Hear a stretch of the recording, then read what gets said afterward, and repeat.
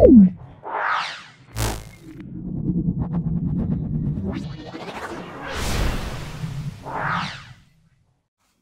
আমাদের আলোচ্য বিষয় বালুরঘাট গার্লস হাই স্কুল। দেখে নাও, আকাশের রংধনু আসলে সূর্যের সাদা আলো, এটা আমরা বলবো বিচ্ছুরণের জন্য ঘটে। চৌম্বক পদার্থ হলো সেটা নিকেল। আপাতন কোণ 40 ডিগ্রি হলে আপাতন কোণ প্রতিফলন কোণের সমষ্টি, এটা 40 ডিগ্রি প্লাস 40 ডিগ্রি। আপাতন কোণ এবং প্রতিফলন কোণের সমষ্টি 40 প্লাস 40, মানে আমরা বলবো 80 ডিগ্রি বলবো।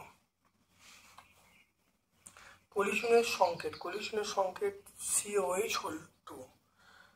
তারপর দেখে নাও কলিশনের সংকেত COH হল 2। দেখে নাও চৌম্বক দৈর্ঘ্য সমান জ্যামিতিক দৈর্ঘ্য ইন্টু 0.86। আমরা কি করবো 0.86। দেখে নাও CaCO3 তাকে তাপ দেওয়া হচ্ছে CO প্লাস CO2। এটা কোন ধরনের বিক্রিয়া? এটা বিয়োজন বিক্রিয়া।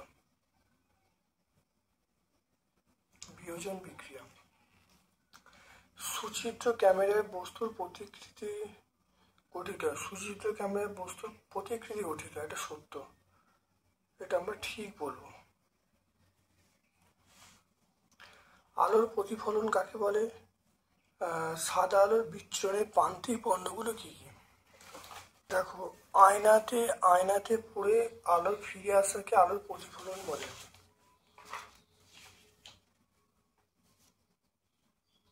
বা এইখানে সংজ্ঞাটা বলতে পারো, আলোরশ্মি কোনো মাধ্যমের মধ্যে চলতে চলতে দ্বিতীয় কোনো মাধ্যমে ঘনত্বের যাত্রা করছে। দেখা যাচ্ছে আলোকরশ্মির কিছু অংশ মাধ্যমদ্বয়ের বিভেদ তল থেকে পুনরায় প্রথম মাধ্যমে ফিরে আসছে, এই ঘটনাকে আলোর প্রতিফলন বলে।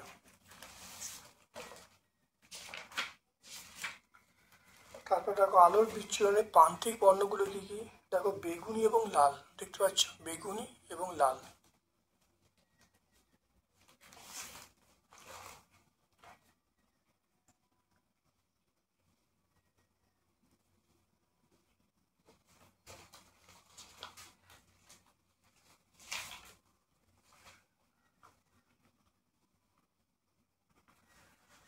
আচ্ছা, অ্যাম্বুলেন্স কথাটি অ্যাম্বুলেন্স গাড়িতে উল্টো করে থাকে কেন? দেখো, অ্যাম্বুলেন্স হলো মুমূর্ষু আহত ব্যক্তিকে হাসপাতালে নিয়ে যাওয়ার গাড়ি। এর সামনে অ্যাম্বুলেন্স কথাটি উল্টো লেখা থাকে। সামনের ড্রাইভার তার পাশের দর্পণ বা ভিউ ফাইন্ডারে পিছনের গাড়ির যে প্রতিবিম্ব দেখে, এবং পিছনে অ্যাম্বুলেন্স থাকলে অ্যাম্বুলেন্স কথাটি গাড়ির দর্পণের পড়লে পার্শ্বীয় পরিবর্তনের সময় লেখাটি উল্টে যাবে, ফলে সোজা হয়ে অ্যাম্বুলেন্স কথাটি আয়নায় পড়বে এবং গাড়ির চালক বা ড্রাইভার সেটা লেখাটি সহজে পড়তে পারবে এবং অ্যাম্বুলেন্সকে রাস্তা ছেড়ে দেবে।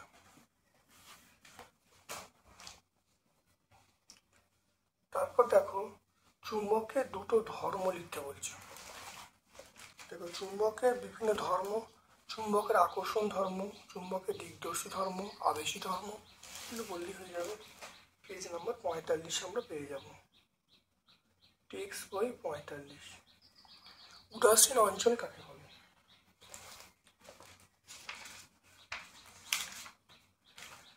দেখে নাও, এটা উদাসীন অঞ্চল। তাহলে চুম্বকের যে স্থানে আকর্ষণ ক্ষমতা নেই তাকে আমরা উদাসীন অঞ্চল বলবো।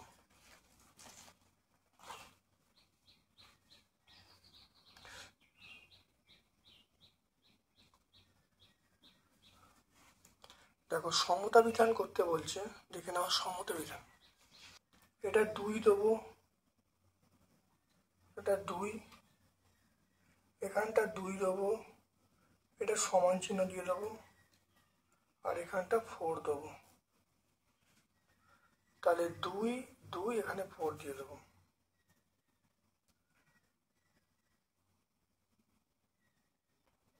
এখানটা 2, এখানটা 3, এখানটা 3। তা দেখে নাও, এখানটা দেখে নাও, তাহলে সমান চিহ্ন, এখানে 3 দেবো, এখানে 2, এখানে আমরা 3 দিয়ে দেবো, তাহলে উত্তর হয়ে যাবে। তারপরে চলে এসো ফেরাস ক্লোরাইডের সংকেত। ফেরাস ক্লোরাইড, তাহলে ফেরাস ক্লোরাইডের সংকেত আমরা কি বলবো? FeCl2 বলবো। পারদের চিহ্ন আমরা Hg বলবো। পারদের চিহ্ন আমরা Hg বলবো। লাইফ সায়েন্সের পোর্শনে চলে এসো। অঙ্কুরোদ্গমের জন্য প্রয়োজন হাইড্রোজেন, নাইট্রোজেন, অক্সিজেন এবং কার্বন ডাইঅক্সাইড। তাহলে আমরা অক্সিজেন বলবো।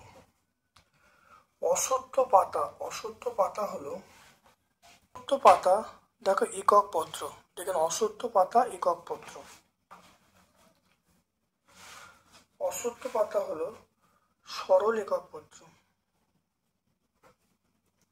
অ্যান্টিবায়োটিক ব্যবহারের ফলে ব্যাকটেরিয়ার কোষ প্রাচীরে সঠিকভাবে গঠিত হতে পারে না, কারণ এটা আমাদের শরীরে যেটা ব্যাপন চাপ হবে, ব্যাপন চাপের জন্য আমরা বলবো। ফুলের যে অংশ নিষেকের পর ফলে পরিণত হয় সেটা হলো ডিম্বাশয়।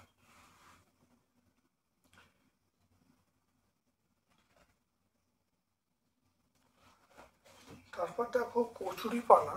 কচুরিপানা খর্বধাবক একটি রূপান্তরিত ড্যাশ কাণ্ড।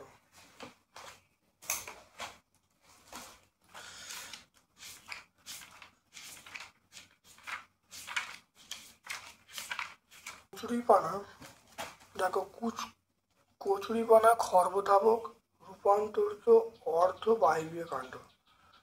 অর্ধবায়বীয় কাণ্ড দেখে নাও, এটা অর্ধবায়বীয় কাণ্ড।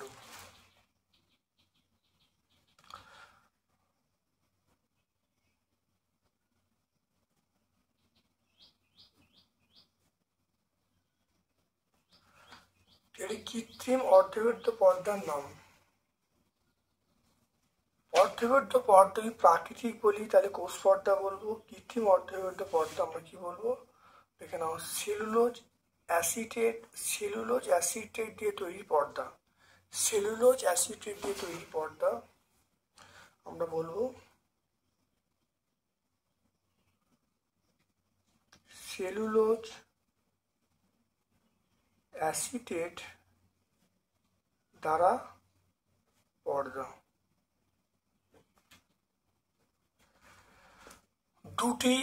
দুটি দ্রবণের অভিস্রবণ চাপ সমান হলে তাদেরকে কি বলা? দ্রবণের অভিস্রবণ চাপ সমান হয়ে গেলে আমরা বলবো আইসোটোনিক। দেখে নাও, আইসোটোনিক।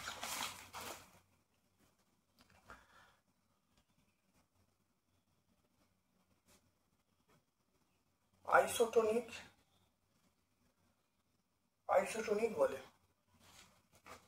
দেখে নাও, দুটি দ্রবণের অভিস্রবণ চাপ সমান হয়ে গেলে আমরা আইসোটোনিক বলবো। এরপর দেখো অস্থানিক মূল দেখা যায় একটি উদ্ভিদের নাম। অস্থানিক মূল দেখা যায়, দেখে নাও, ধান, পাথরকুচি, এগুলো অস্থানিক মূল। তাহলে আমরা কি বলবো? ধান বলবো, পাথরকুচি বলবো, ধান, পাথরকুচি এগুলো অস্থানিক মূল দেখা যায়। সেপটিক ট্যাঙ্ক থেকে নির্গত বিষাক্ত গ্যাসটার নাম কি?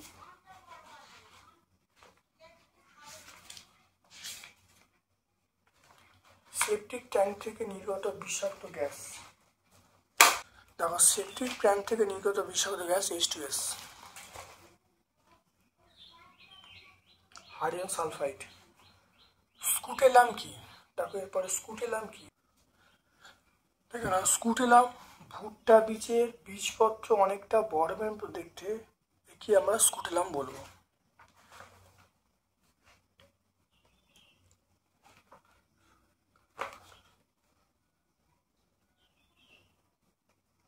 জ্যাকবসন অর্গানের কাজ কি?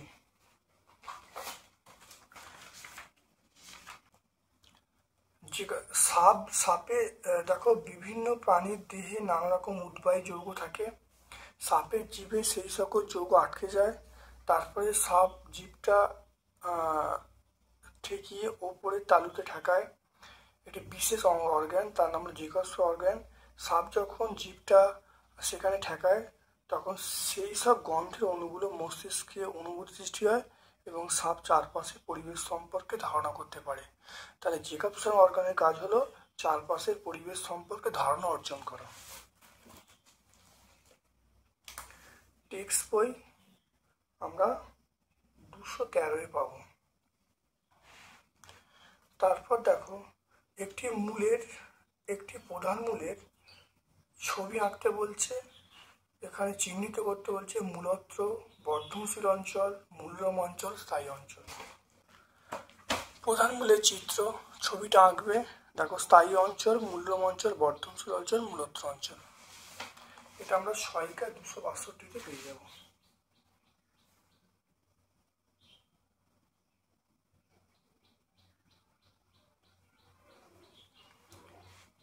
তারপরে দেখো,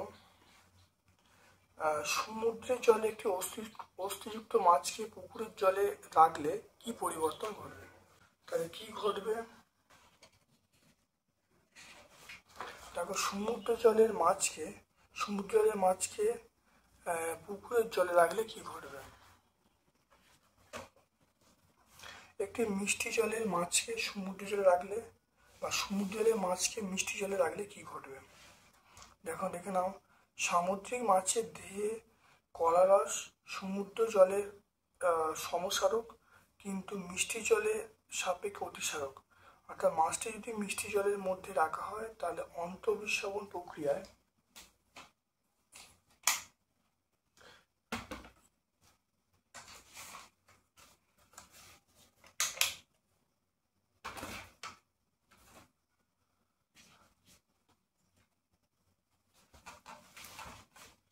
তাহলে মাছটা দেখে নাও, অন্তঃবিশ্ববন প্রক্রিয়ায় মাছের দেহে প্রবেশ করবে, ফলে মাছটি স্ফীত হয়ে মারা যাবে। তাহলে জলটা কি হবে?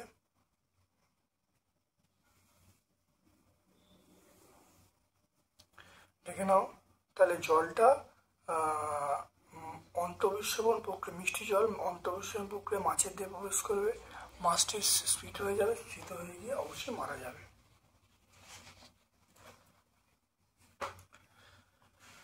তারপর দেখো, সানস্ট্রোকের কারণগুলো উল্লেখ করতে বলছি। অর্থাৎ দেখে নাও কেন হয়?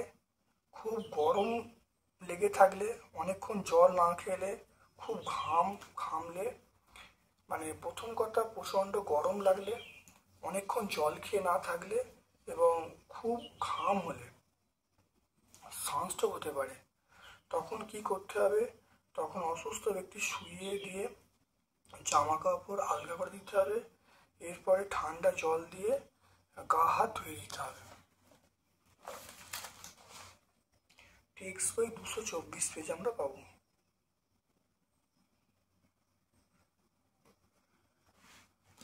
তাহলে আজকে আমরা বালুরঘাট গার্লস হাই স্কুল সম্পূর্ণ সলভ করলাম। ভিডিওটা প্রথম থেকে শেষ পর্যন্ত দেখো। ক্লাস 7-এর সকল ছাত্রছাত্রী বলছি, ভিডিও লিঙ্কটা তোমাদের সকল বন্ধু বান্ধবের মধ্যে শেয়ার করে দেবে। আমার পক্ষ থেকে সকলকে ধন্যবাদ এবং শুভকামনা জানাচ্ছি।